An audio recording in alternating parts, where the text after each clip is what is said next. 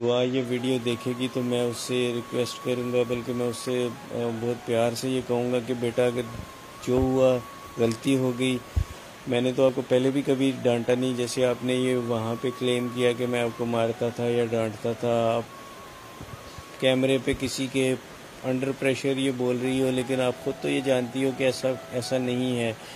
तो मैं आपको अभी भी नहीं कुछ कहूँगा। आप प्लीज़ एक दफ़ा सिर्फ ये बोल दो कि आप वापस आ जाओ। वापस आने का बोलो। मैं आपको हम पूरी कोशिश करेंगे, कानूनी तरीके से हम आपको यहाँ पे लेकर आएंगे। वो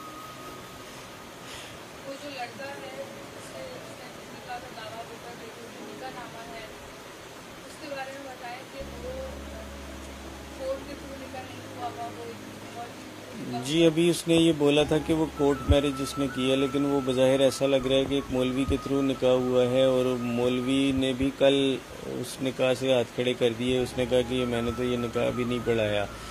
तो बज़ाहिर वो ऐसा ही लग रहा है कि एक फ़ेक सा पेपर है।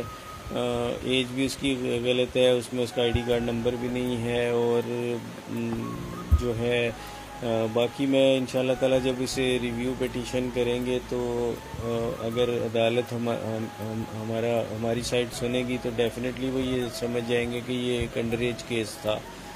और इसका फर्स्ट सुनवाई के अंदर उन्होंने ये चीज़ नोट नहीं की किसी भी रीज़न से। शायद उन्होंने बच्ची की बात पर भरोसा करके ऐसा किया, लेकिन उन्हें ये एटलीस्ट उसका आईडी कार्ड तो उसे मांगना चाहिए था कि अगर वो 18 साल की थी तो उसके पास आईडी कार्ड होना चाहिए था। अच्छा प्लीज बता दें कि मैं युवा का बात तुम्हारे बचपन से इतना माँ बाप औलाद बताने को नहीं करता उसकी वीडियो देख के मैं इस बात को दावे से कह सकता हूँ कि वो अगर प्रेशर होती है या किसी की करने में आती है मैं अपनी बच्ची की वीडियोस देखकर ये 100% कह सकता हूँ कि वो अंडर प्रेशर है। किसी